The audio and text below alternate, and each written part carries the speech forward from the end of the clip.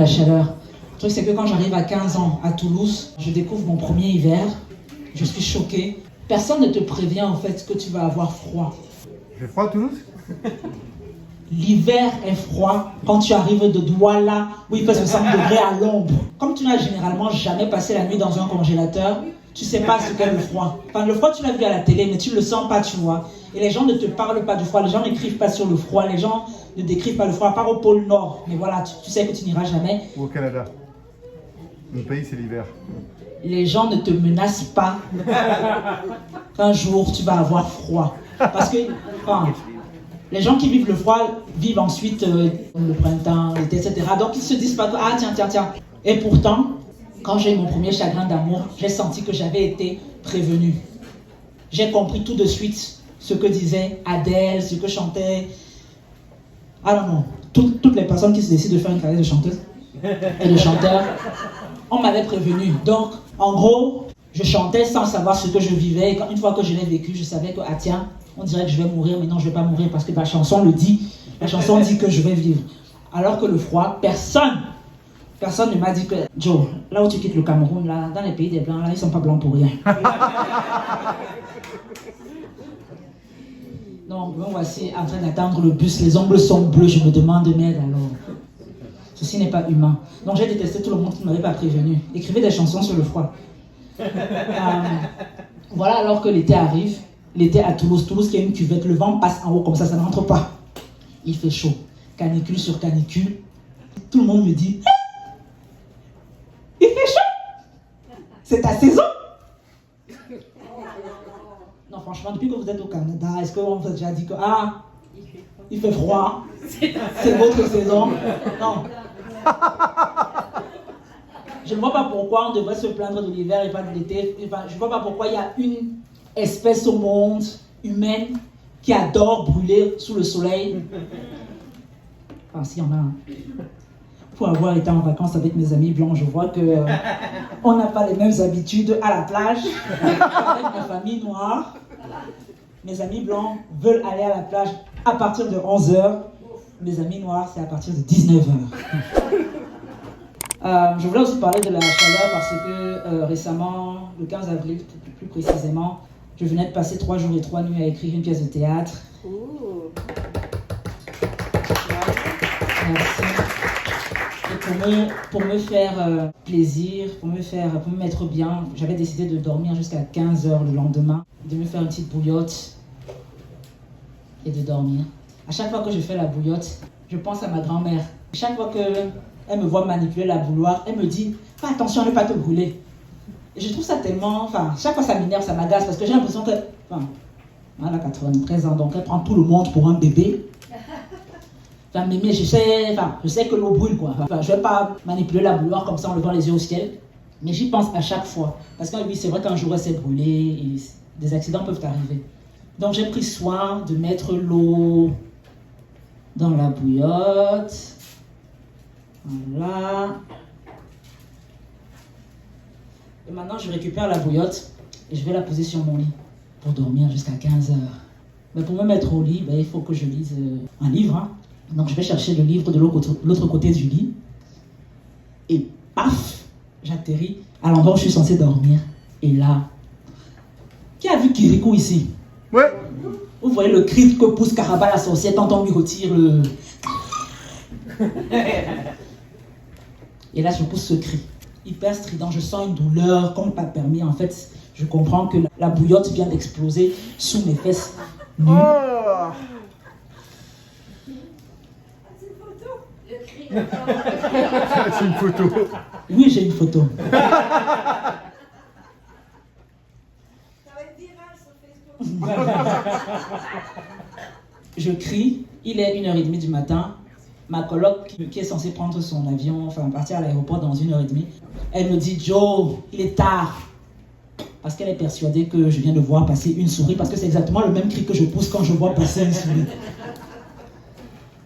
Mais là, je me mets à pleurer, ce qui est différent. Je hurle vraiment comme un bébé. Et j'ai l'impression d'avoir le feu aux fesses. Et elle est naturopathe. Donc elle se dit, ah tiens, il y a un truc qu'on apprend en naturopathie, c'est que la pomme de terre, ça absorbe la chaleur.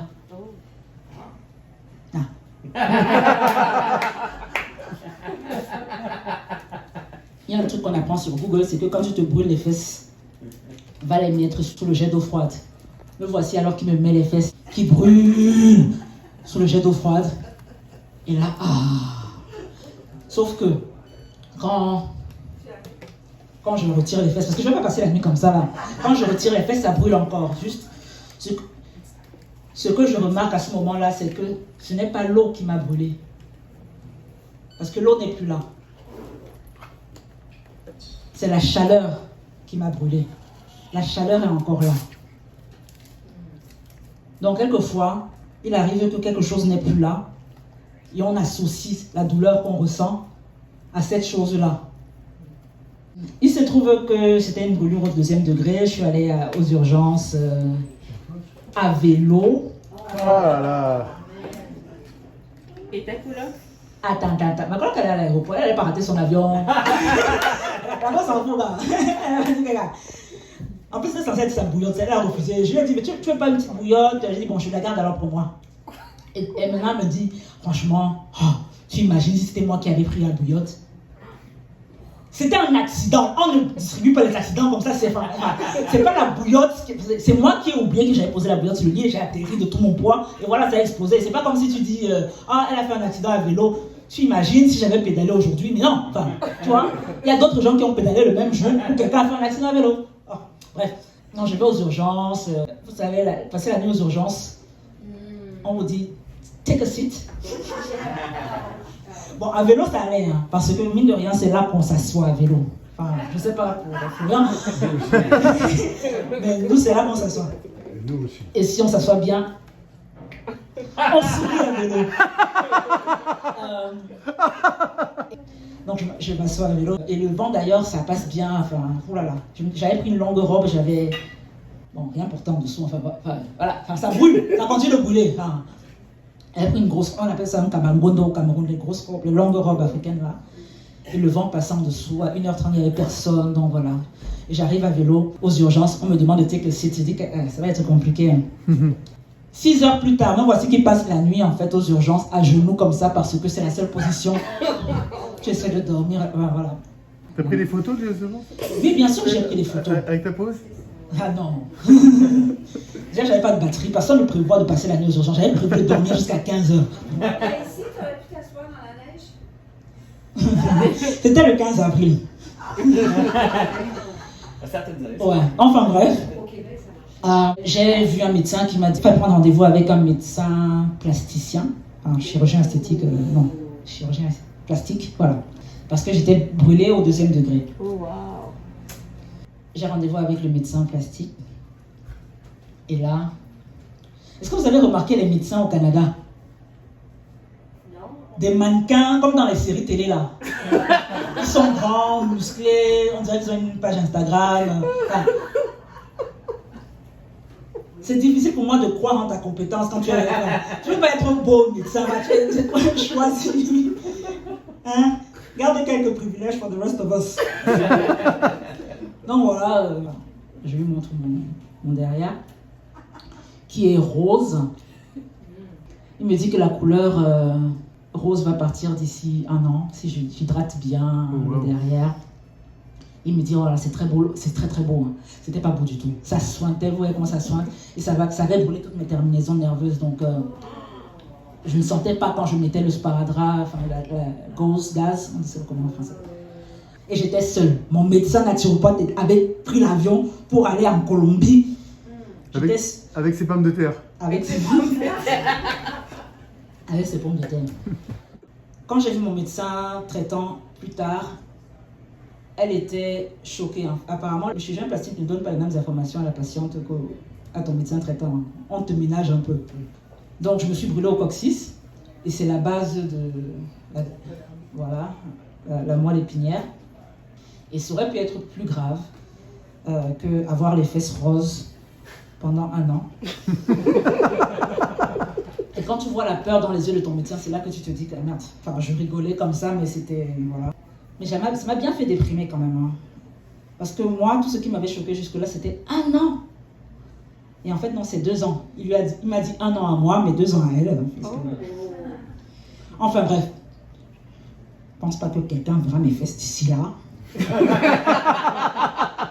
Les paris sont ouverts.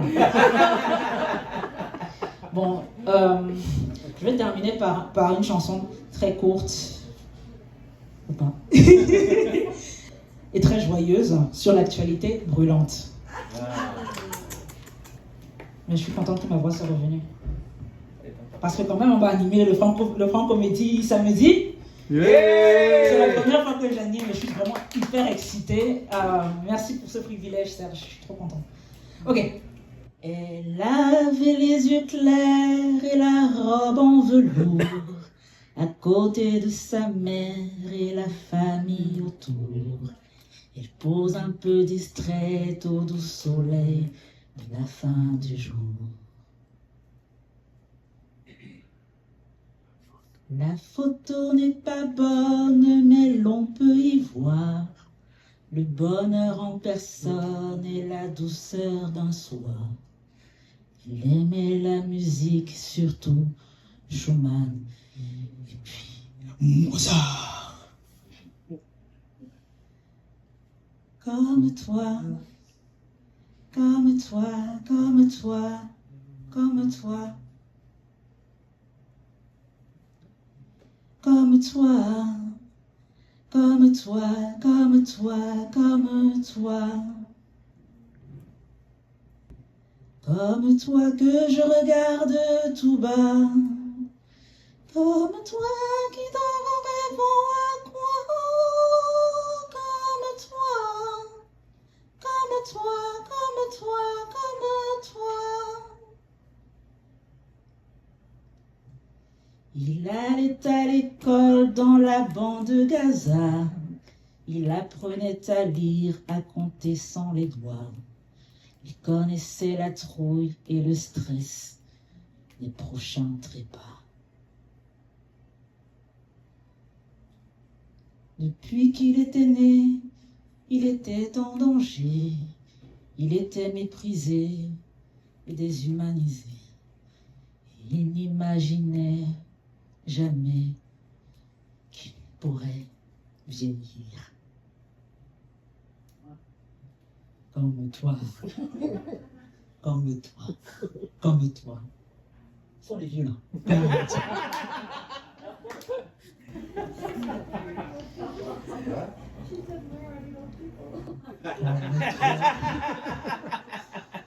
Comme toi qui te demande tout bas. Comment réagir face à ce débat qui n'en est pas un? Comme toi, comme toi, comme toi, comme toi.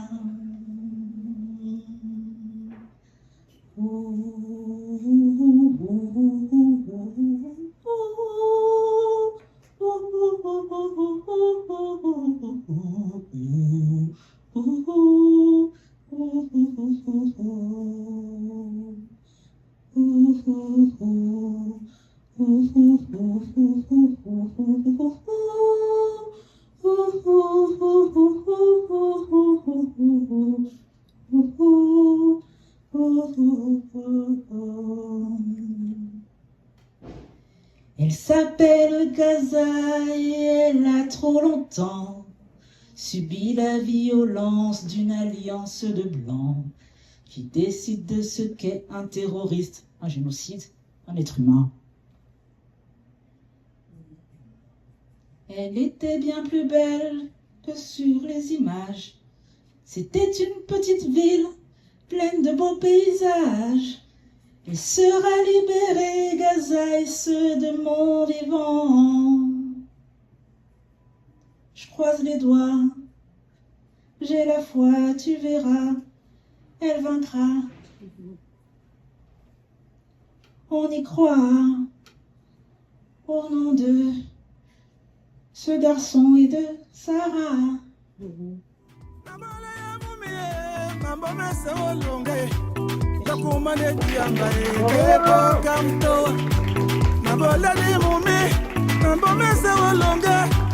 Yakumane diamba eke boka mtoa